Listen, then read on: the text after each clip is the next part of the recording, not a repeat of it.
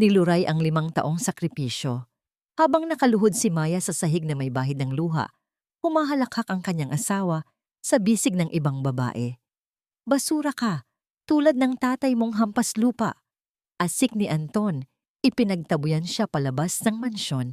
Isang magaspang ngunit mainit na kamay ang humila kay Maya. Tapos na ang pagiging biktima, bulong ni Tatay Carding. Babangon siya mula sa abo. Handa na ba silang harapin ang karma? Wala kang makukuha kahit isang duling na 5, Maya. Isaksak mo yan sa bagok mong ulo. Dahil mula simula, wala ka namang silbi sa pamilyang ito. Ang boses ni Doña Carmen ay parang latigo na humahagupit sa katahimikan ng marangyang silid.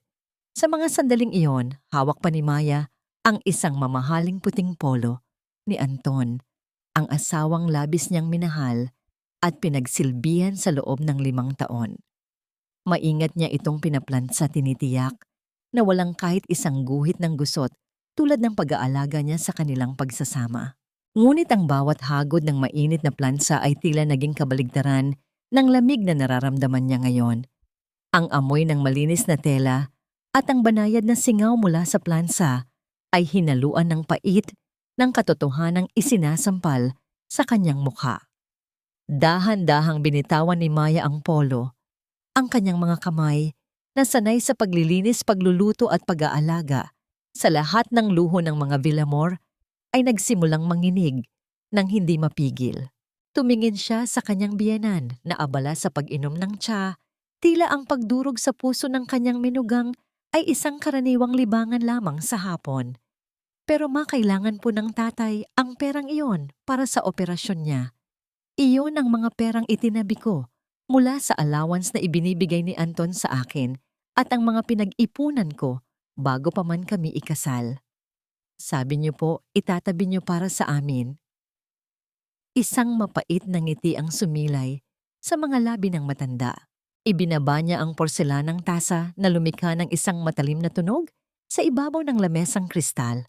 Ang tunog na yon ay tila hudyat ng pagtatapos ng pagtitimpi ni Maya.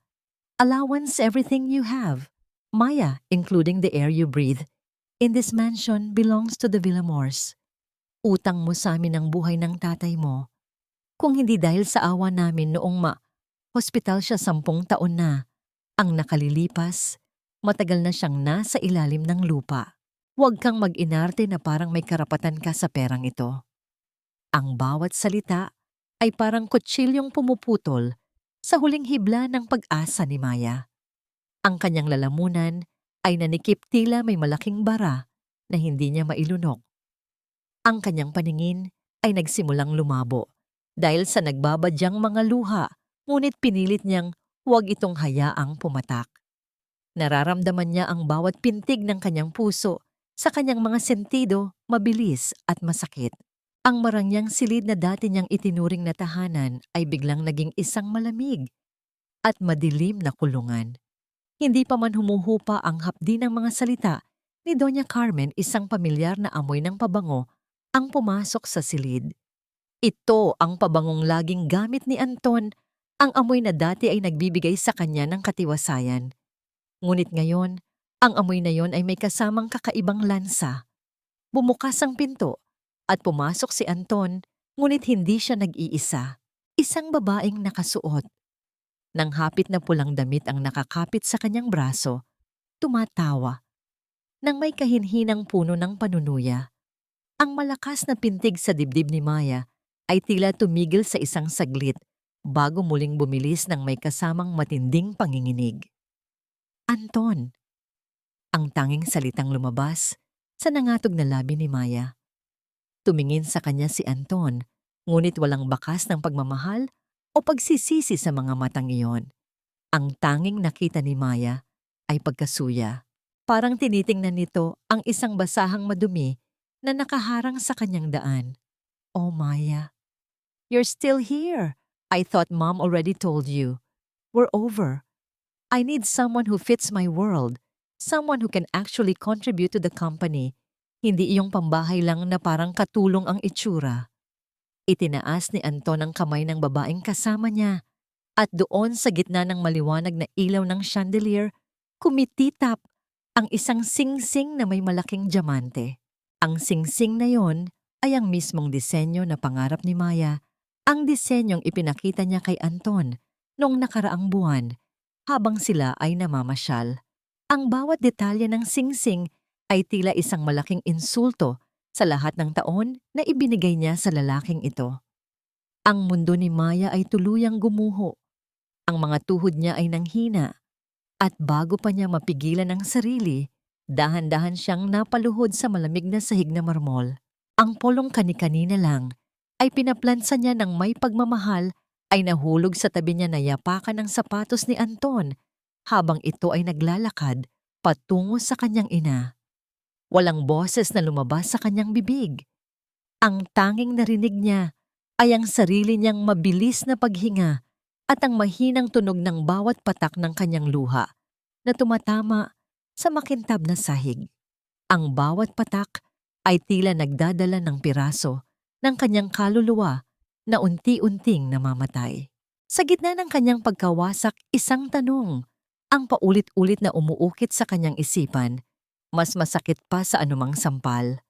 Sapat na ba ang 5 taon ng pag-aalay ng buhay upang itapon na lamang na parang basura sa isang iglap doon sa sahig? Habang pinagmamasdan ang mga taong itinuring niyang pamilya na nagtatawanan sa ibabaw ng kanyang pagdurusa, naramdaman ni Maya ang isang kakaibang lamig na bumabalot sa kanyang puso. Ito ang lamig ng katotohanan, ang lamig ng pag-iisa sa gitna ng mundong akala niya ay kanya rin. Maya, huwag kang tatanga-tanga riyan. Silibihan mo kami ng wine at bilisan mo, nagugutom na si Valerie. Ang utos ni Anton ay tila isang matalim na pako na ibinabaon sa sugatang puso ni Maya. Sa harap ng hapagkainang puno ng naglalakihang mga putahe, nakatayo si Maya habang ang kanyang mga kamay ay mahigpit na nakakapit sa puting tela ng kanyang apron.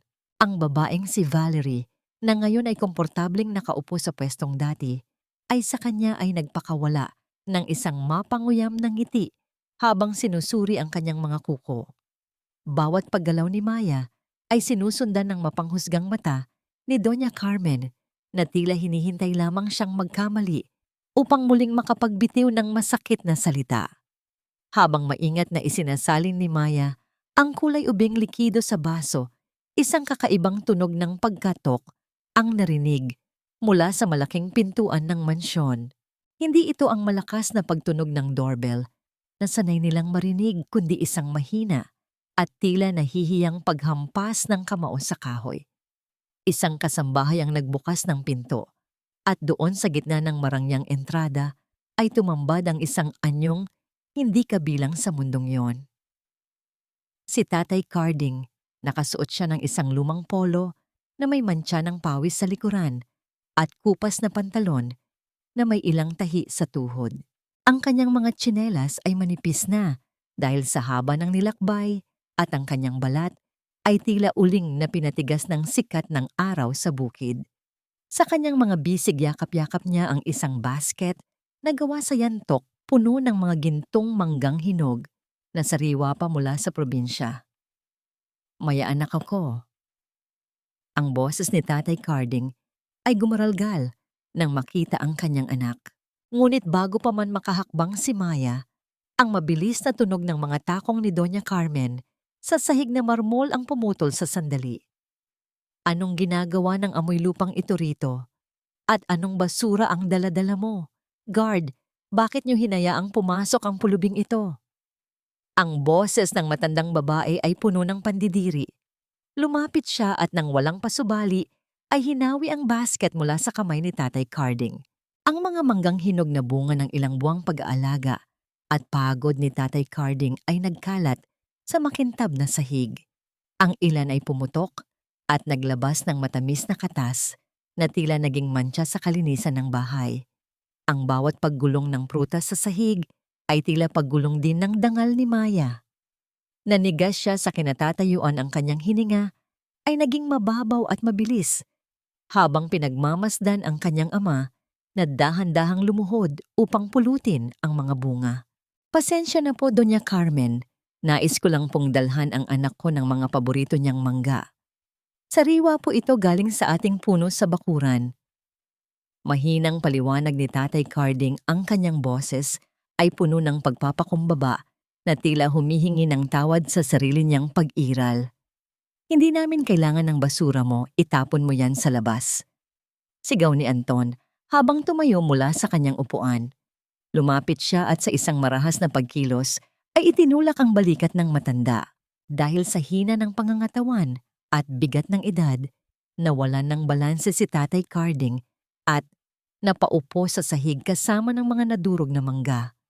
Doon sa sandaling iyon, ang takot na bumabalot sa puso ni Maya sa loob ng 5 taon ay biglang napalitan ng isang nagbabagang apoy. Ang kanyang mga mata na dati ay laging nakayuko ay nag-angat at tumitig ng diretso kay Anton. Hindi na niya naramdaman ang panginginig ng kanyang mga kamay. Ang tanging naririnig niya ay ang mabilis na pintig ng kanyang dugo na tila isang hudyat ng digmaan. Lumapit si Maya sa kanyang ama, ngunit bago siya tumulong sa pagbangon nito, hinarap niya ang asawang itinuring niyang Panginoon. Sa isang mabilis na pagkilos na hindi inaasahan ng sinuman, ang palad ni Maya ay lumapat sa pisngi ni Anton. Ang tunog ng pagkakatama ng balat sa balat ay umalingaw-ngaw sa buong silid na sinundan ng isang nakabibinging katahimikan. Huwag mong lalaitin ang tatay ko. Huwag mong dudungisan ang karangalan niya dahil kahit kailan hindi mo kayang tapatan ang linis ng puso niya gamit ang lahat ng yaman niyo. Ang boses ni Maya ay mababa, ngunit puno ng kapangyarihan na hindi pa nila kailanman narinig mula sa kanya. Humarap siya kay Doña Carmen na nangayoy tulala sa gulat. Salamat sa 5 taon ng pagpaparamdam sa akin na isa akong basura. Salamat dahil ngayon, malinaw na sa akin na hindi ako ang nawalan kundi kayo. Dahil sa likod ng mga ginto niyo ang bahay na ito ay puno ng bulok na kaluluwa. Inakay ni Maya ang kanyang ama na tumayo. Kinuha niya ang 2 natitirang mangga na hindi nadurog at inilagay sa kanyang bulsa. Nang walang lingon-likod, naglakad sila patungo sa pintuan. Habang papalabas ang langit ay biglang nagdilim at ang malalaking patak ng ulan ay nagsimulang bumagsak na tila nakikiramay sa bigat ng damdamin ng mag-ama. Ang bawat hakbang nila palayo sa mansyon ay sinasabayan ng lamig ng hangin, ngunit sa puso ni Maya may isang bagong init na nagsisimulang mabuhay. Sa gitna ng malakas na ulan, tumigil si Tatay Carding at hinawakan ang kamay ng kanyang anak. Anak, wala na tayong mapupuntahan. Wala na ang perang ipinadala mo. Wala na ang lahat. Tumingin si Maya sa kanyang ama. Ang kanyang mukha ay basang-basa ng ulan at luha. Ngunit ang kanyang mga mata ay nananatiling matatag.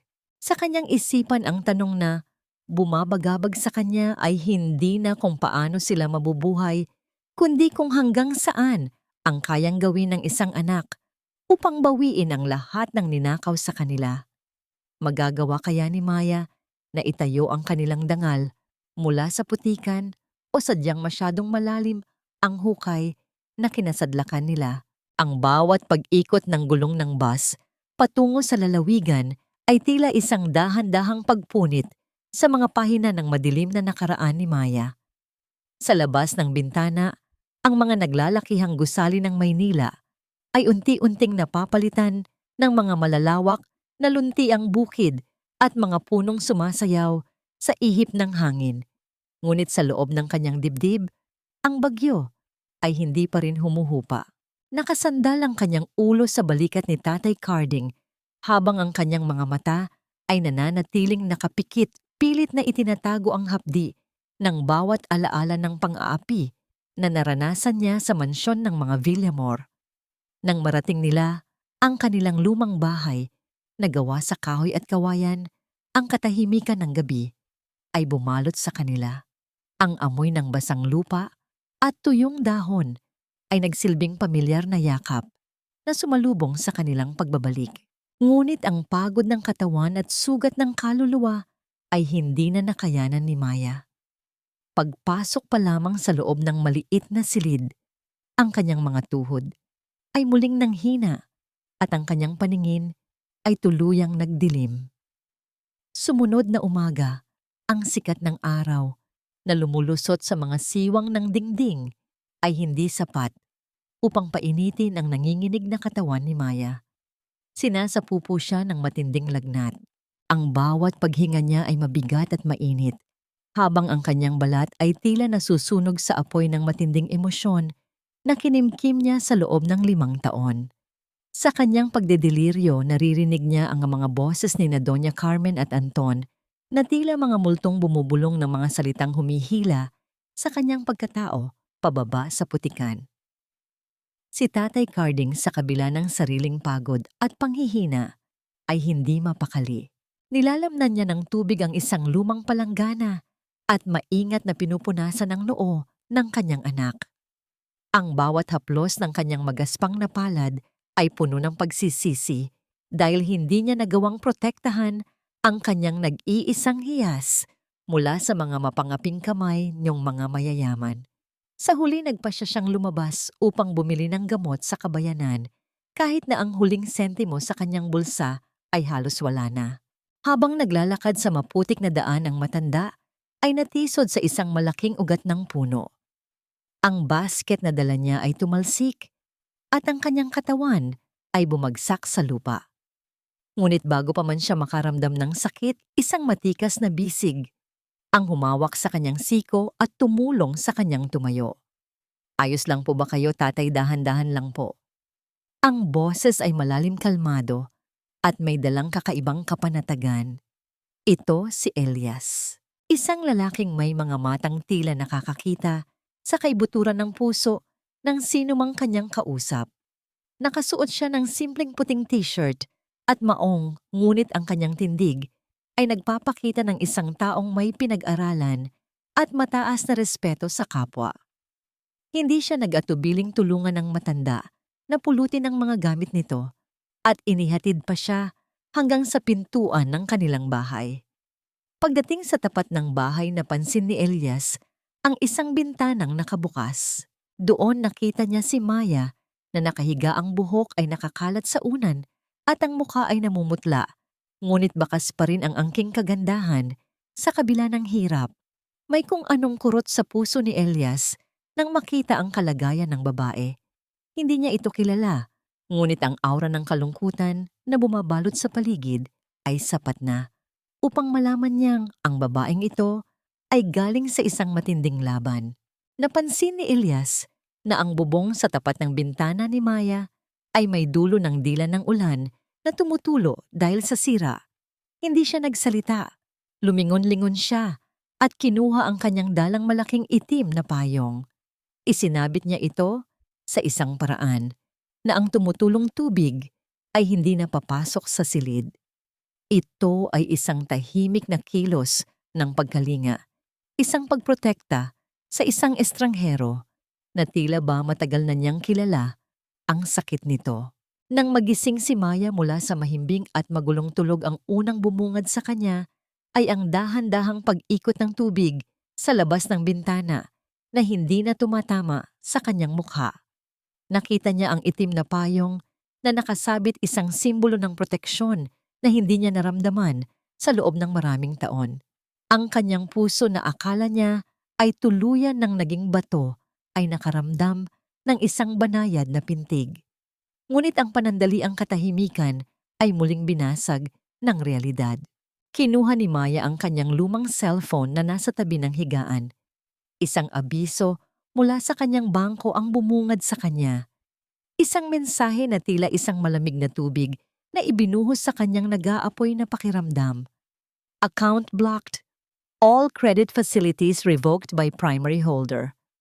Sinundan ito ng isang email mula sa abogado ni Anton. Isang digital na kopya ng divorce papers na may nakalakip na demand letter.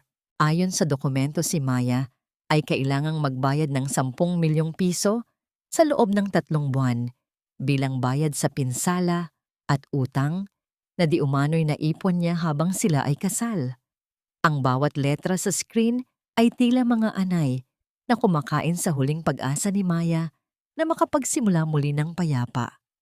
Napahawak si Maya sa kanyang dibdib, ang kanyang paghinga, ay naging mabilis at tila kinakapos ng hangin. Paano niya babayaran ang gayong kalaking halaga? Gayong kahit pambili ng gamot ay wala silang mahugot. Ang anino ni Anton ay tila hindi siya tatantanan kahit na lumayo na siya ng ilang daang kilometro. Sa gitna ng kanyang takot, muli niyang tiningnan ang itim na payong sa labas ng bintana. Sino ang nag-iwan nito? At sapat ba ang isang payong upang protektahan siya mula sa paparating na dilubyo na nais sumira sa kanyang natitirang buhay? Ang kapayapaan ng kanilang nayon ay tila isang babasaging kristal na biglang dinurog ng pagdating ng mga dambuhalang makina at mga kalalakihang may madidilim na anyo. Ang dating huni ng mga ibon at bulong ng hangin sa mga kawayanan ay napalitan ng marahas na pagbalibag ng mga kagamitan at ang magaslaw na sigawan ng mga taong walang paggalang sa katahimikan ng probinsya. Ang anino ng pamilya Villamor na akala ni Maya ay naiwan na niya sa lungsod ay tila isang madilim na galamay na gumagapang upang sakupin maging ang huli niyang kanlungan. Nagsimula ang kaguluhan nang ang mga tauhang binayaran ni Anton ay isa-isang kumatok sa mga pintuan ng mga taga-nayon, dala ang mga dokumentong puno ng panlilinlang upang tautumin ang kanilang mga lupain para sa itatayo nilang resort. Hindi nagtagal ang mararahas na hakbang ng mga bota ay umabot sa harap ng bakuran ni Tatay Carding. Ang mga kalalakihan na tila mga lobong naghahanap ng biktima ay walang pakundangan na pumasok at nagsimulang itapon ang mga paso ng halaman na maingat na inaalagaan ni Maya. Sa kabila ng panghihina, mula sa lagnat, pilit na tumayo si Maya mula sa kanyang higaan. Ang kanyang mga binti ay tila gawa sa malambot na kandila, ngunit ang pagmamahal sa kanyang ama ang nagsilbing lakas upang makalabas ng bahay. Nakita niya ang kanyang ama na pilit na hinaharangan ang mga lalaki habang ang mga ito ay nagbabantang gibain ang kanilang munting bakod. "Huwag ninyong hawakan ang tatay ko. Lumabas kayo sa bakuran namin." Ang sigaw ni Maya ay nanginginig, ngunit puno ng determinasyon. Iniharang niya ang kanyang sarili sa pagitan ng mga tauhan at ng kanyang ama. Ang kanyang mga kamay ay nakadikit sa dibdib ni Tatay Carding na tila isang kalasag. Isang lalaking may malaking katawan ang nagtangkang itulak si Maya, ngunit bago pa man dumapo ang kamay nito, sa kanyang balikat, isang pamilyar at matatag na boses ang pumutol sa tensyon. Ang pagpasok sa pribadong pag-aari ng walang pahintulot ay isang krimen at ang pananakit sa isang babae ay isang duwag na gawain. Si Elias, naglalakad siya patungo sa kanila nang may kalmadong awtoridad na tila hindi natitinag ng dami ng mga kalalakihan sa paligid. Hawak niya ang isang folder ng mga legal na dokumento at ang kanyang mga mata ay tila dalawang matalim na talim na nakatitig sa mga tauhan. Sa ilang pangungusap lamang tungkol sa batas at sa mga karapatan ng mga taga-nayon, nagawa ni Elias na pilitin ang mga ito na umurong at lisanin ang bakuran. Nang tumahimik ang paligid, napansin ni Elias ang maliit na sugat sa braso ni Maya na nakuha niya nang masagi siya sa matalim na dulo ng kawayan. Hindi nag-atubili ang lalaki. Inakay niya si Maya paupo sa hagdan ng kanilang bahay at kinuha ang kanyang dalang maliit na medical kit. Sa mga sandaling iyon, ang mundo ay tila huminto sa pag-ikot. Nararamdaman ni Maya ang banayad na dampi ng mga daliri ni Elias habang nililinis nito ang kanyang sugat. Ang bawat paghinga ni Elias na lumalapat sa kanyang balat ay nagbibigay ng isang kakaibang kuryente na hindi niya kailanman naramdaman kay Anton. May pag-iingat at respeto sa bawat galaw ni Elias, isang uri ng pagkalinga na tila nagpapagaling hindi lamang sa sugat sa kanyang balat, kundi maging sa mga sugat sa kanyang puso na matagal nang nakatago. "You should take care of yourself more, Maya. Hindi mo kailangang pasanin ang lahat ng laban ng mag-isa." Mahinang sambit ni Elias habang nakatitig ng diretso sa kanyang mga mata. Sa loob ng ilang segundo ang katahimikan sa pagitan nila ay puno ng mga salitang hindi kayang bigkasin ng bibig. Ang init ng pagkakalapit nila ay nagdulot ng isang mabilis na pintig sa dibdib ni Maya, isang pakiramdam na tila muling nagpapatibok sa kanyang pagkatao. Ngunit ang munting sandali ng kapayapaan ay muling binasag ng tunog ng gulong ng isang marangyang sasakyan na huminto sa tapat ng kanilang bahay. Ang alikabok na nilikha nito ay tila isang babala ng paparating na unos. Bumukas ang pinto at lumabas si Anton, suot ang kanyang mamahaling suit na tila isang dayuhan sa gitna ng maputik na nayon. Naglakad siya patungo sa kanila nang may mapang-uyam na ngiti. Ang kanyang mga mata ay puno ng paghamak habang tinitingnan ang munting bahay ni Maya. Kinuha niya ang isang eksap ng makapal na pera mula sa kanyang bulsa at walang pakundangan itong ibinalibag sa paanan ni Tatay Carding. 10 milyon ang utang mo sa akin, Maya. Pero dahil mabait ako, bibigyan kita ng pagpipilian. Pirmahan ninyo ng matandang ito ang kasunduan na ibebenta nyo ang lupang ito sa akin at kakalimutan ko ang lahat ng utang mo. Kung hindi, huminto si Anton at lumapit sa mukha ni Maya. Ang kanyang hininga ay amoy alak at kapangyarihan.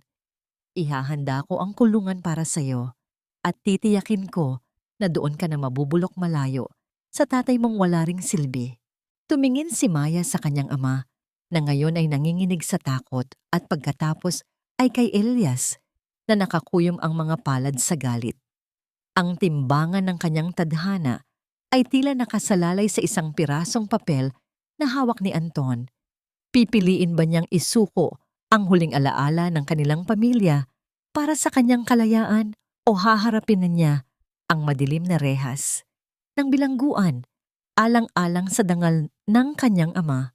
Ang mga piraso ng salapi na ibinalibag ni Anton ay tila mga tuyong dahon na walang saysay na nagkalat sa lupa, marumi at walang halaga sa paningin ni Tatay Carding. Sa halip na yumukod upang pulutin ang mga ito, ang matanda ay tumayo ng tuwid. Ang kanyang mga balikat na dati ay tila pasa ng buong mundo ay biglang gumaan. Tiningnan niya si Anton nang may malalim na habag, isang uri ng tingin na ibinibigay sa isang taong bulag sa katotohanan sa kabila ng pagkakaroon ng mga mata. Ang pera ay madaling kitain, Anton. Ngunit ang dangal kapag nadungisan ay hindi mabibili ng kahit anong yaman sa mundo. Mahinahong sambit ni Tatay Carding. Tinalikuran niya ang mapang-uyam na mukha ng kanyang manugang at dahan-dahang pumasok sa loob ng kanilang munting tahanan. Habang naiwang nakatayo si Anton sa labas puno ng pagkalito at puot, mabilis na lumapit si Elias kay Maya. Ang kanyang boses ay tila isang malakas na kuta na nagbibigay ng proteksyon. Ipinaliwanag niya sa mahinang tono na ang kumpanya ng mga Villamor ay kasalukuyang nakasandal sa isang mapanganib na bangin. Ang proyektong resort na ipinagmamalaki ni Anton ay ang huling barahan nila upang hindi tuluyang malubog sa utang ang kanilang pamilya. Sila ang mas nangangailangan, hindi sina Maya. Ilang sandali pa lumabas si Tatay Carding mula sa kanyang silid. Hawak ang isang maliit na kahoy na kahon. Ang kahoy nito ay madilim na at may mga ukit na tila mga bakas ng panahon. Inilapag niya ito sa lamesa at dahan-dahang binuksan. Mula sa loob, kinuha niya ang mga papel na may mga selyo ng gobyerno mula sa nakalipas na 3 dekada. Akala mo ba, Anton, ay habang buhay kaming magiging alipin ng utang na loob na kailanman ay hindi naman namin hiniram? Ang boses ni Tatay Carding ay tila isang malakas na agos ng tubig na bumabali sa lahat ng harang. Inilahad ni Elias ang mga dokumento sa harap ni Anton. Habang binabasa ng lalaki ang mga nakasulat, ang kanyang mukha, na dati ay puno ng yabang, ay unti-unting namutla. Tila ang lahat ng dugo sa kanyang katawan ay biglang pumanaw. Ang katotohanan ay isinampal sa kanila ng tadhana. Ang lupang kinatitirikan ng naglalakihang mall at gusali ng mga Villamor sa Maynila ay pag-aari ng pamilya ni Tatay Carding. Ang lahat ng yaman na ipinagmamalaki ni na Doña Carmen ay nakatayo sa pundasyon ng nakaw na pag-aari. Ang 10 taon na utang na loob para sa operasyon ni Tatay Carding ay isang malaking kasinungalingan. Ang perang ginamit ni na Doña Carmen ay kinuha mula sa mga upa na kinolekta nila ng labag sa batas mula sa mga lupain ng pamilya ni Maya. Hindi sila ang nagligtas kay Tatay Carding. Sila ang magnanakaw na nagbalik lamang ng kusing mula sa mga gintong kinuha nila. Napahawak si Maya sa kanyang bibig. Ang kanyang buong katawan ay nanginginig sa matinding emosyon. Ang bawat gabing iniyak niya sa ilalim ng kumot, ang bawat araw na tiniis niya, ang pang-aalipusta ni na Doña Carmen dahil sa takot na baka mamatay ang kanyang ama. Sa utang na loob, ang lahat ng iyon ay batay sa isang malupit na panlilinlang. Ang bigat na dinadala niya sa loob ng 5 taon ay biglang sumabog na nag-iwan ng isang malinis na puwang para sa hustisya. Ang mga luha na dumadaloy sa kanyang pisngi ay hindi na luha ng pighati, kundi luha ng paglaya.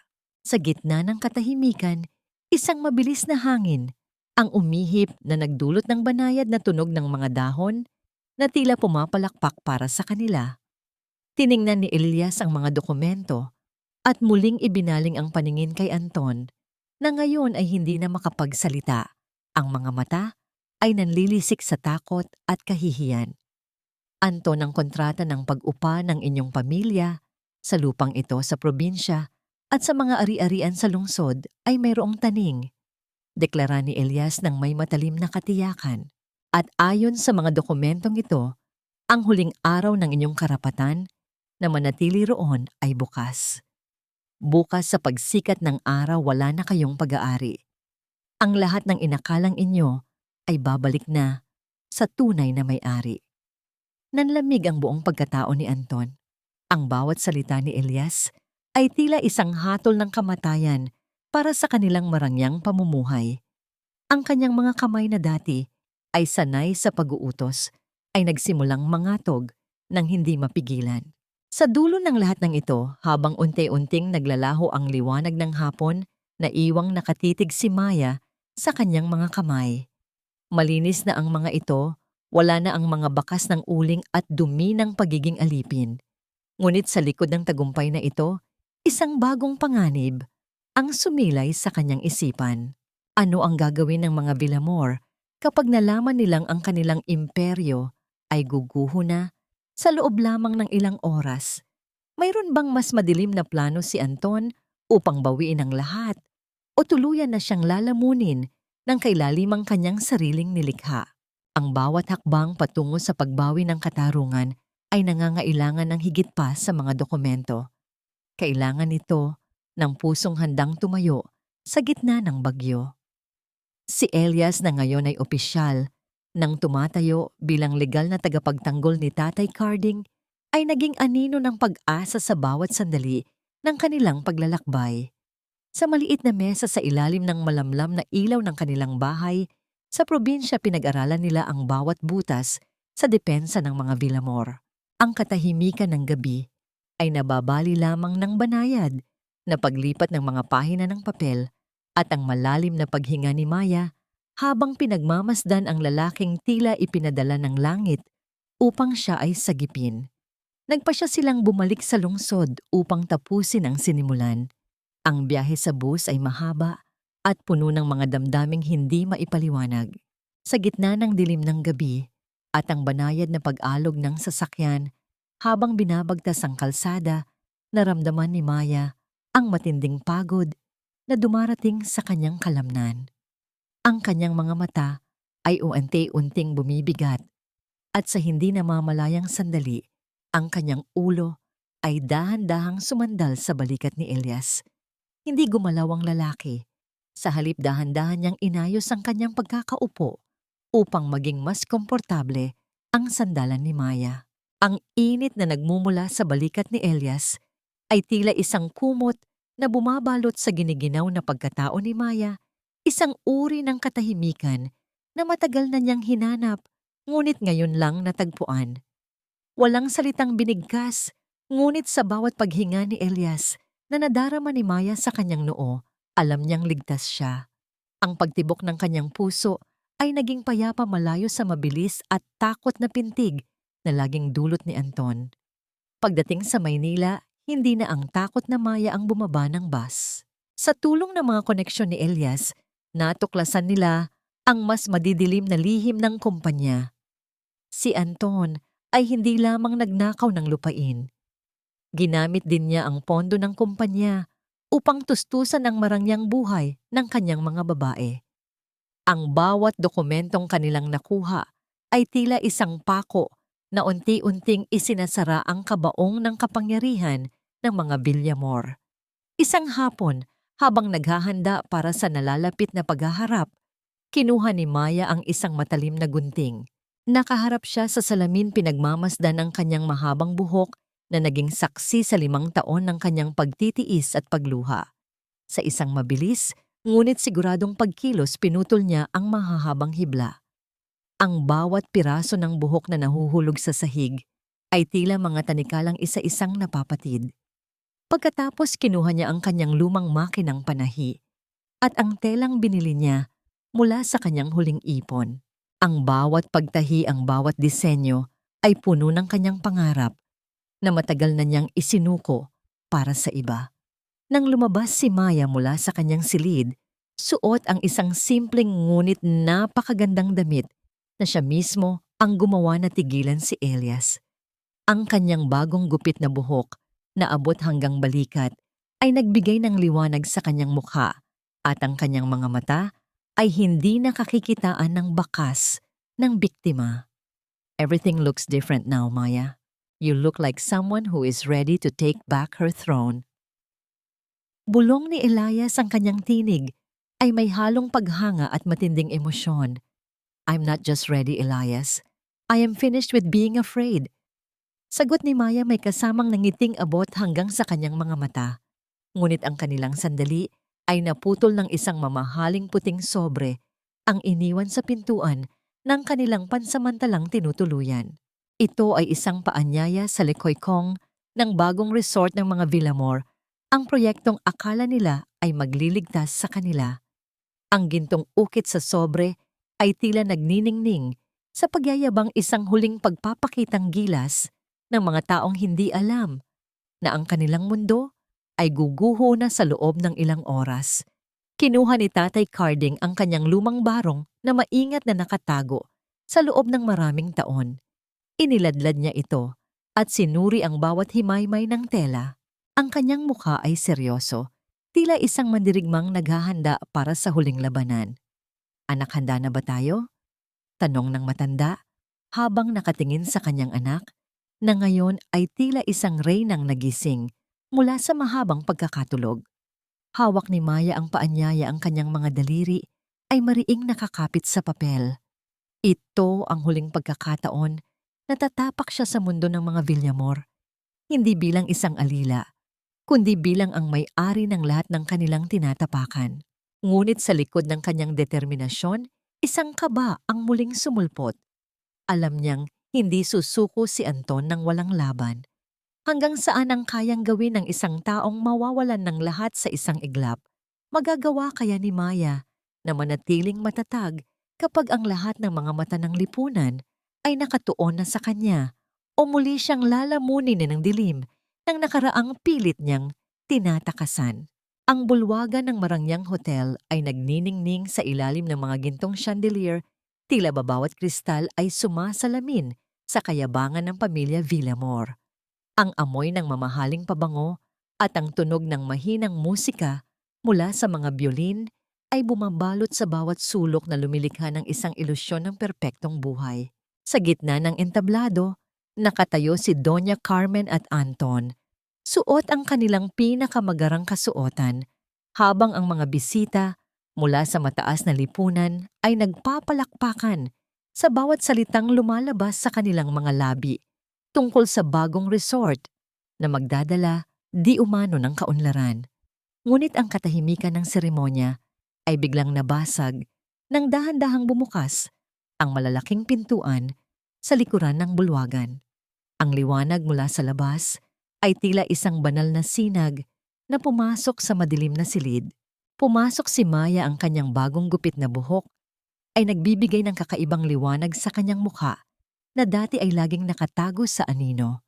Ang damit na siya mismo ang nagdisenyo ay yumayakap sa kanyang katawan nang may dangal malayo sa imahe ng alilang dati ay yumuyuko sa harap ng lahat. Sa kanyang tabi, nakasuot ng isang maayos at malinis na barong ay si Tatay Carding. Ang kanyang mga mata na dati ay puno ng pagpapakumbaba ay ngayon ay may taglay na talim ng katotohanan.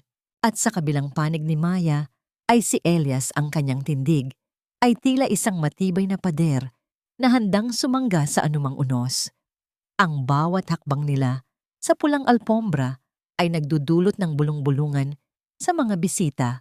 Ang bawat mata ay nakatuon sa tatlong estrangherong tila may dalang mensahe mula sa tadhana. Nang makita ni Doña Carmen si Maya ang kanyang muka, ay agad na nabalutan ng puot. Ibinaba niya ang kanyang baso ng champagne na lumikha ng isang matalim na tunog sa lamesa.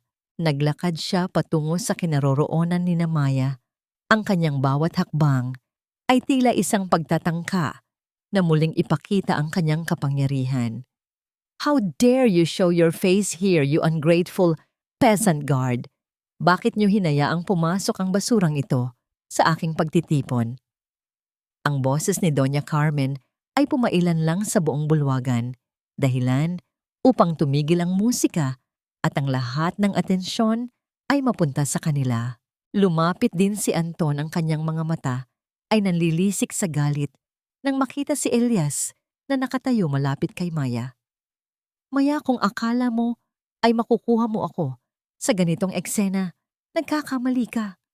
Umalis na kayo bago ko pa kayo ipahiya ng tuluyan sa harap ng lahat ng tao." Tinaas ni Anton ang kanyang kamay, tila may balak na saktan o itulak si Maya, ngunit bago pa man dumapo ang kanyang palad, mabilis na hinawakan ni Elias ang kanyang pulsuhan. Ang higpit ng pagkakahawak ni Elias ay nagdulot ng bahagyang panginginig sa braso ni Anton, na tila ba ang lahat ng lakas nito ay biglang nawala. Walang boses na lumabas sa bibig ni Elias, ngunit ang kanyang matalim na titig ay sapat na upang mapaurong ang lalaki. Dahan-dahang lumakad si Maya patungo sa entablado. Hindi siya tumitingin sa mga bisita, kundi diretso sa mga mata ni Doña Carmen at Anton. Kinuha niya ang mikropono na nasa ibabaw ng lectern. Ang kanyang mga daliri ay hindi nanginginig, bagkus ay puno ng isang kakaibang kapanatagan. "Masyado kayong maingay sa bahay na hindi inyo." Ang boses ni Maya ay naging malinaw at buo, na umalingaw-ngaw sa bawat sulok ng bulwagan. "Ang resort na ipinagmamalaki nyo ang kumpanyang kinatatayuan nyo at maging ang bawat hibla ng damit na suot nyo ay nakatayo sa isang pundasyon ng kasinungalingan at nakaw na yaman." Sa likuran ni Maya, ang malaking screen na dapat ay magpapakita ng video ng resort ay biglang nagbago. Sa tulong ni Elias, lumitaw doon ang mga luma at orihinal na titulo ng lupa, mga dokumentong may selyo ng kasaysayan na nagpapatunay na ang tunay na nagmamay-ari ng lahat ng lupain ng mga Villamor ay walang iba kundi si Tatay Carding. Ang mga bisita ay nagsimulang magbulungan nang malakas ang ingay ng pagtataka at pagkabigla ay tila isang malakas na hangin na yumumayanig sa buong gusali. Nanigas si Doña Carmen sa kanyang kinatatayuan, ang kanyang muka ay nawalan ng kulay, tila naging isang estatwa ng kanyang sariling kahihiyan. Si Anton naman ay hindi makapaniwalang nakatingin sa screen, ang kanyang mga tuhod ay nagsimulang manghina habang binabasa ang mga katotohanang matagal nilang pilit na ibinaon sa lupa. Humarap si Maya sa kanyang dating asawa at sa biyenang nagpahirap sa kanya. Ang kanyang mga mata ay walang bakas ng paghihiganti, kundi isang malalim na kalinawan. "Ang utang na loob na lagi ninyong isinusumbat sa akin ay isang malaking insulto. Dahil sa katotohanan, kayo ang may utang sa pamilya ko. Isang utang na hindi mababayaran ng lahat ng ginto sa mundong ito. Ngunit sa gitna ng tagumpay na ito, isang kakaibang kaba ang muling gumapang sa puso ni Maya. Nakita niya ang isang mabilis na pagngiti sa mukha ni Anton, isang ngiting hindi puno ng saya, kundi ng desperasyon. Sa isang iglap, habang ang lahat ay nakatuon sa screen, may isang bagay na kinuha si Anton mula sa ilalim ng mesa, isang matalim na bagay na nagniningning sa ilalim ng liwanag ng chandelier. Magagawa kaya ni Maya na maligtas mula sa huling pagtatangka ng isang taong nawalan na ng lahat, o ang kanyang pagbawi sa dangal ay magiging huling sandali rin ng kanyang kaligtasan? Ang talim ng bakal ay tila isang malupit na kidlat na humati sa hangin, naglalayong tapusin ang liwanag na kamakailan lamang ay muling sumilay sa buhay ni Maya. Sa gitna ng kaguluhan at mga hiyawan ng mga bisitang hindi magkamayaw sa takot, ang oras ay tila bumagal. Nakita ni Maya ang mukha ni Anton na baluktot sa puot, ang mga mata nito ay wala ng bakas ng katuwiran, kundi ang madilim na anino ng isang taong nalamon na ng sariling kasamaan. Ngunit bago pa man madungisan ng bakal ang kanyang balat, naramdaman ni Maya ang isang matigas at mainit na bisig na yumakap sa kanya at marahas siyang hinila pabalik. Si Elias. Sa isang mabilis at tumpak na pagkilos, binalot ni Elias ang kanyang katawan. Sa paligid ni Maya, ginagawa ang sarili bilang isang kalasag. Ang dulo ng kutsilyo ay dumaan lamang sa manggas ng kanyang mamahaling Amerikana, pumuputol sa tela, ngunit hindi umaabot sa laman. Ang tunog ng pagkapunit ng tela ay tila isang hudyat para sa mga security personnel na mabilis na damba sa kinaroroonan ni Anton. Ang bulwagan na dati ay puno ng mapagkunwaring awit at tawa, ay napalitan ng ingay ng mga sapatos na nagtatakbuhan at ang marahas na pagpigil ng mga gwardiya sa nagpupumiglas na si Anton. Ang mga kamay ni Anton ay pilit na ibinaluktot sa kanyang likuran at ang matalim na bakal ay nahulog sa sahig, lumilikha ng isang malungkot na tunog ng pagbagsak ng isang imperyong itinayo sa kasinungalingan. "Everything is okay now, Maya. I've got you," bulong ni Elias. Ang kanyang boses ay nanginginig din, hindi dahil sa takot, kundi dahil sa tindi ng kaba para sa kaligtasan ng babaeng hawak niya. Dahan-dahang humiwalay si Maya. Sa yakap ni Elias, ang kanyang puso ay tila isang ibong nagpupumiglas sa loob ng kanyang dibdib. Tumingin siya sa kanyang paligid at nakita ang kanyang ama, si Tatay Carding, na mabilis na lumalapit sa kanila. Ang muka ay putlang-putla at ang mga mata ay puno ng luha. Niyakap ni Maya ang kanyang ama nang mahigpit ramdam ang panginginig ng matanda. Sa kabilang bahagi ng entablado, si Doña Carmen ay tulala nakatitig sa kanyang anak na ngayon ay pilit na inilalabas ng mga pulis sa bulwagan. Ang bawat hakbang ni Anton patungo sa labas ay sinasabayan ng mga flash ng kamera mula sa mga reporter na kanina pa kumukuha ng bawat detalye ng kanilang kahihiyan. Ang imahe ng Golden Boy ng lipunan ay tuluyan ng nadurog na palitan ng isang desperadong kriminal na wala nang pupuntahan. "Wala kayong karapatang gawin ito sa amin. Ako ang may-ari ng lahat ng ito." Sigaw ni Doña Carmen, ngunit ang kanyang boses ay tila isang mahinang ihip ng hangin na walang nakikinig. Ang mga opisyal mula sa bangko at ang mga abogado ni Elias ay nagsimulang maglabas ng mga dokumento ng pagsamsamnam sa ari-arian. Ang lahat ng nakikita nila, ang mga chandelier, ang mga lamesang puno ng pagkain, at maging ang hotel na kinaroroonan nila ay wala nang kinalaman sa pangalang Villamor. Nang tuluyan ng mailabas si Anton, isang kakaibang katahimikan ang bumalot kay Maya. Tumingin siya kay Elias at napansin ang punit sa kanyang barong. Nang walang salita, kinuha ni Maya ang kanyang panyo at dahan-dahang pinunasan ang munting gasgas sa braso ng lalaki. Sa sandaling iyon, ang kanilang mga mata ay nagtagpo.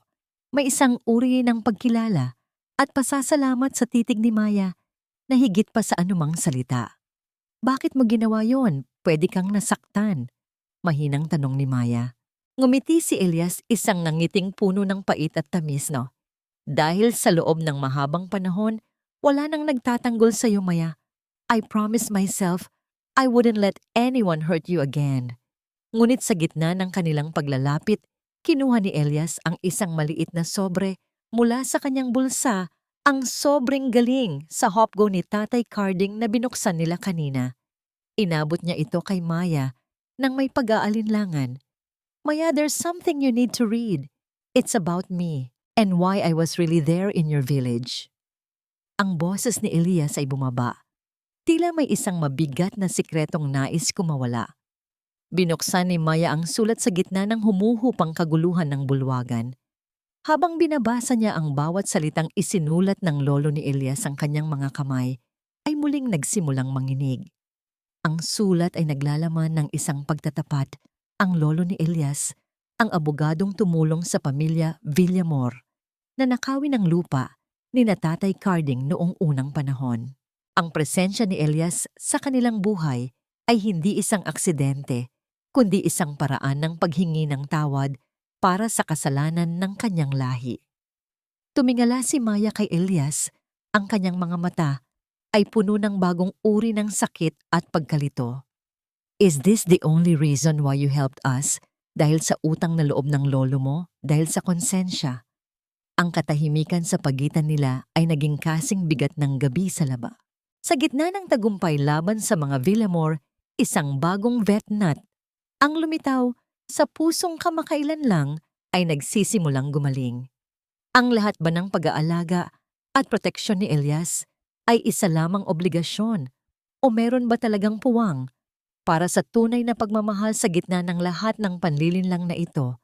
Ang katahimikan sa loob ng sasakyan habang binabagtas ang daan palayo sa hotel ay tila isang mabigat na kumot na bumabalot sa kanila. Sa labas ang mga ilaw ng lungsod ay mabilis na naglalaho, tulad ng marangyang buhay na binuo ng mga Villamor sa loob ng maraming taon. Ang metal na kandado na dahan-dahang sumara sa mga pulso ni Anton kanina ay tila naging huling tuldok sa isang kabanata ng kasinungalingan. Wala nang ingay ng mga palakpakan, wala nang mapagkunwaring pagbati. Ang tanging naririnig na lamang ay ang mahinang ugong ng makina at ang sariling paghinga ni Maya na tila hirap pa rin kumawala sa tindi ng mga pangyayari. Si Doña Carmen ay naiwan sa lobby ng hotel, nakaupo sa malamig na sahig, habang pinagmamasdan ang mga tauhan ng bangko na naglalagay ng mga dilaw na tape sa paligid ng kanyang ari-arian. Ang kanyang mamahaling alahas ay tila nawalan na ng kislap at ang kanyang mukha ay naging isang larawan ng ganap na pagkatalo.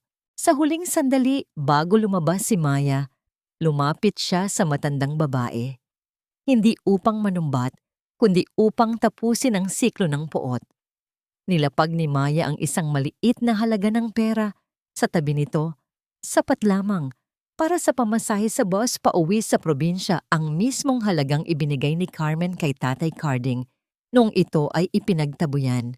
Ang gulong ng tadhana ay bumalik na sa simula at ang bawat barya na lumapat sa sahig ay tila isang malupit na paalala ng karma.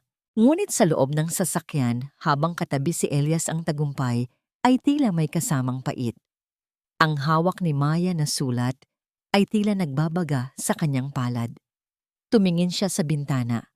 Pinagmamasdan ang sariling refleksyon na tila hindi na niya makilala. Ang babaeng nasa salamin ay malaya na, ngunit bakit tila mas mabigat ang nararamdaman niya ngayon? Maya, please look at me. Mahinang pakiusap ni Elias. Ang kanyang boses ay puno ng pagod at pagsisisi.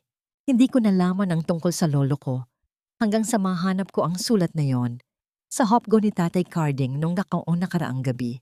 I swear, my intentions were never about penance at the start. I was there for the land dispute, yes, but I stayed because of you. Humarap si Maya sa kanya, ang kanyang mga mata ay nananatiling basa ng luha. But how can I be sure, Elias? Lahat ng tao sa paligid ko, lahat ng akala ko ay totoo, ay puro pala pagpapanggap. Ang pamilya ni Anton ang kasal namin. Lahat pala iyon ay batay sa isang plano. At ngayon ikaw rin. Ang bawat pagtulong mo, ang bawat pag-aalaga mo sa akin nung may sakit ako. Was it because you felt responsible for what your family did to mine? Ang panginginig ng boses ni Maya ay tila isang kumpas na humihiwa sa puso ni Elias. Dahan-dahang iniabot ni Elias ang kanyang kamay, nais na haplusin ang pisngi ni Maya, ngunit nag-aalinlangan siya. Tumigil ang sasakyan sa tabi ng kalsada, malayo sa ingay ng lahat. Ang dilim ng gabi ay nababali lamang ng malamlam na ilaw mula sa dashboard. At first, yes, I felt the weight of my family's sin. But Maya, you have to believe me. Ang nararamdaman ko para sa'yo, ang kaba ko noong muntik ka nang masaktan ni Anton. Kanina iyon ay hindi galing sa konsensya. It came from a place I never thought I'd find again. I love you, not as a way to pay a debt, but because you are the strongest and most beautiful person I have ever met. Mariing ipinikit ni Maya ang kanyang mga mata. Nais niyang maniwala. Nais niyang sumandal muli sa balikat ni Elias at hayaang burahin ng lalaki ang lahat ng sakit. Ngunit ang bawat himaymay ng kanyang pagkatao ay natutunan ng mag-ingat. Ang pagtitiwala ay tila isang marupok na sinulid na madaling maputol. Huminga siya. Nang malalim ang kanyang dibdib, ay sumisikip sa tindi ng dinalang dusa. Kailangan ko ng oras, Elias. Hindi ko kayang ayusin ang lahat ng ito sa loob lang ng isang gabi. Ang sugat na iniwan ng mga Villamor ay malalim. At ang katotohanan tungkol sa lolo mo, it's another layer of pain that I need to process. Tumango si Elias, ang kanyang mga mata ay puno ng kalungkutan, ngunit may kasamang pag-unawa. Dahan-dahan niyang ibinaba ang kanyang kamay at hinayaang huminga ang puwang sa pagitan nila. I will wait, Maya, kahit gaano katagal. I'll prove to you na ang pagmamahal ko ay totoo at hindi isang utang na loob. Ipinagpatuloy nila ang biyahe patungo sa kanilang nayon. Pagdating sa site kung saan dapat itatayo ang resort, bumaba si Maya at Tatay Carding. Ang mga makina ay nakatigil na, ang katahimikan ng gabi ay muling naghari sa lupain. Ang bawat puno, ang bawat dahon ay tila bumubulong ng pagbati sa kanilang pagbabalik bilang mga tunay na may-ari. Tumingin si Maya sa kalawakan ng langit. Malinis na ang kanyang pangalan. Nakuha na nila ang kanilang katarungan. Ngunit habang nakikita niya ang papalayong anino ng sasakyan ni Elias, isang tanong ang naiwan sa kanyang puso. Ang kalayaan ba ay tunay na matamis kung kailangan mong harapin ito ng mag-isa? O ang huling bahagi ng kanyang paghilom ay magmumula sa pagpapatawad sa isang taong ang tanging kasalanan ay mahalin siya sa gitna ng isang madilim na tadhana? Magagawa kaya ni Maya na buksan muli ang kanyang puso o ang anino ng nakaraan ay habang buhay na magiging harang sa kanyang ganap na kaligayahan? Ang bawat sinag ng umaga na lumulusot sa mga dahon ng punong mangga ay tila isang banayad na haplos ng kalikasan, nagpaparamdam kay Maya na ang mahabang gabi ng kanyang pagdurusa ay tuluyan ng natapos. Ang amoy ng sariwang kape at ang halimuyak ng basang lupa matapos ang ambon ay nagbibigay ng isang uri ng kapanatagan na matagal niyang ipinagkait sa kanyang sarili. Wala na ang mabigat na kadena ng utang na loob. Wala na ang boses na laging nagpaparamdam sa kanya na siya ay walang halaga. Sa bawat paghinga niya, nararamdaman niya ang malinis na hangin ng probinsya na tila naglilinis sa bawat sulok ng kanyang sugatang kaluluwa. Sa gitna ng malawak na lupain na ngayon ay muli nilang pag-aari nakatayo si Maya habang hawak ang isang lapis at papel. Hindi na siya nagdidisenyo para sa luho ng iba. Ngayon, iginuguhit niya ang plano para sa isang community center at tahanan para sa mga batang nangangailangan, isang pangarap na binuo nila ni Tatay Carding upang ibalik ang biyaya sa nayon. Ang bawat guhit sa papel ay puno ng pag-asa malayo sa mga madidilim na disenyo ng nakaraan. Naramdaman ni Maya ang isang presensya sa kanyang likuran. Hindi na siya kinabahan dahil ang amoy ng pamilyar na pabango ay nagdala ng init sa kanyang puso. Si Elias, ilang linggo na rin ang lumipas simula noong gabi sa lungsod. At sa bawat araw na yon, nanatili si Elias sa tabi nila hindi bilang isang taong nagbabayad ng utang, kundi bilang isang lalaking handang maghintay sa tamang panahon. Maya, can we talk tungkol sa sulat na yon? Ang boses ni Elias ay mababa, may halong pag-aalinlangan, ngunit puno ng katapatan. Humarap si Maya sa kanya, ang kanyang buhok ay malayang sumasayaw sa ihip ng hangin. Alam mo, Elias, noong una, akala ko ang pagpapatawad ay para sa mga taong nanakit sa akin. Akala ko, kailangan kong kalimutan ang lahat para maging okay, pero mali pala ako. Lumapit si Elias, sapat lamang ang layo upang maramdaman ang init ng presensya ng isa't isa. What do you mean? Ang pagpapatawad pala ay para sa sarili ko. Patuloy ni Maya, may kasamang matamis at payapang ngiti. I forgive myself for staying too long in a place where I wasn't loved. At tungkol sa lolo mo, ang nakaraan ay hindi mo kasalanan, Elias. You are not the ghost of your family's past.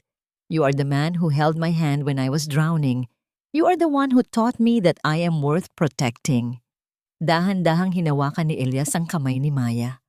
Ang bawat daliri nila ay nagtagpo ng may pag-iingat, tila ba nagbubuo ng isang bagong pangako.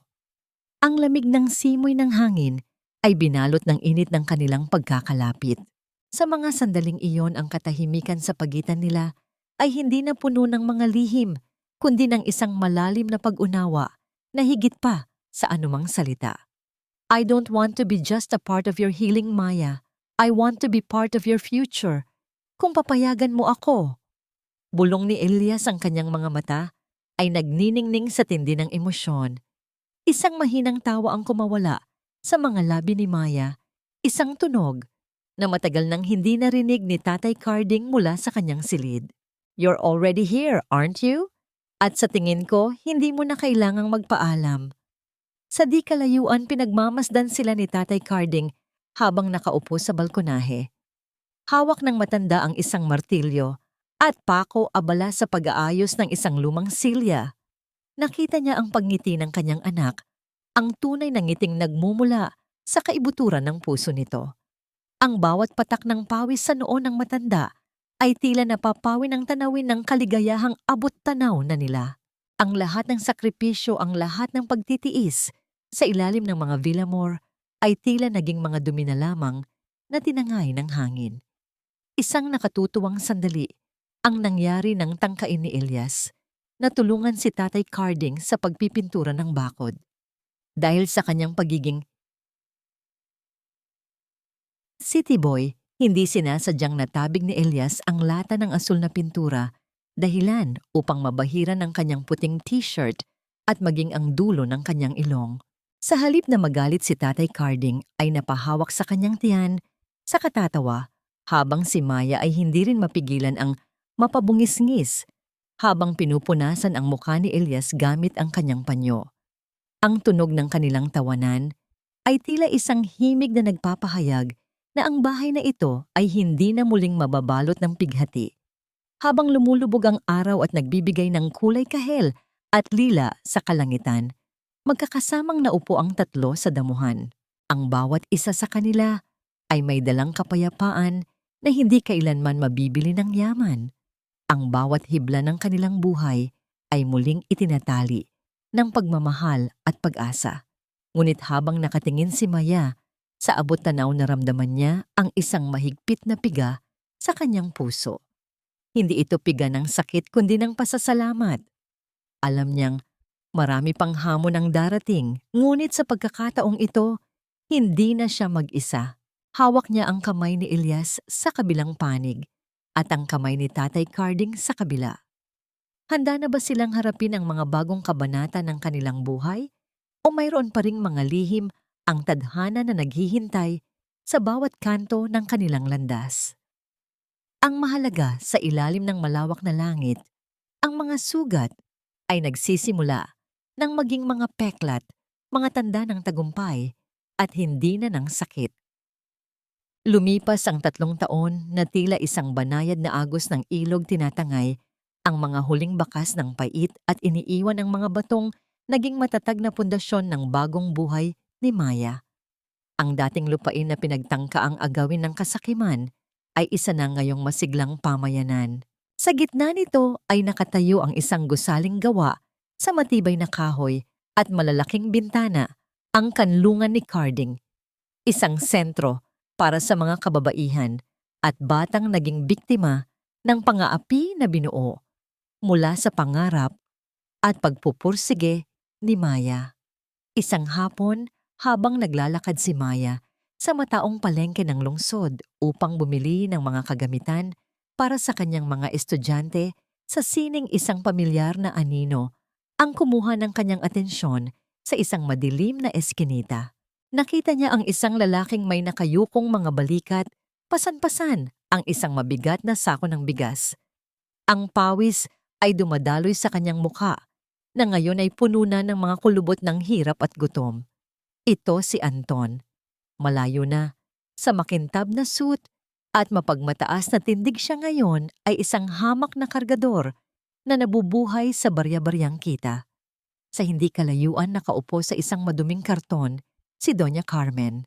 Ang kanyang mga daliri na dati ay pinalalamutian ng mga diamante ay ngayon ay nangingitim sa dumi, habang namumulot ng mga tirang gulay mula sa basura. Wala nang narinig na sigaw mula sa kanya. Ang tanging lumalabas sa kanyang bibig ay ang mahinang ubo at ang mga bulong ng pagsisisi sa bawat pagkakataong lumipas. Hindi huminto si Maya. Hindi siya lumapit upang manumbat o upang ipakita ang kanyang tagumpay. Tiningnan niya lamang sila nang may malalim na buntong hininga. Ang pagpapatawad pala ay hindi nangangahulugang ibabalik mo ang mga taong sumira sa iyo sa dati nilang pwesto sa buhay mo. Ang tunay na pagpapatawad ay ang kakayahang makita ang kanilang pagbagsak nang walang nararamdamang galit o saya, isang ganap na kalayaan mula sa kanilang anino. Hinayaan ni Maya na lamunin ang ingay ng palengke, ang mga bilyamor, habang siya ay nagpatuloy sa paglalakad patungo sa kanyang sariling liwanag. Nang makabalik siya sa probinsya, ang mahinang ugong ng sasakyan ni Elias ay sumalubong sa kanyang pagdating. Bumaba ang lalaki mula sa sasakyan, suot ang isang nangiting tila hindi kailanman kumukupas.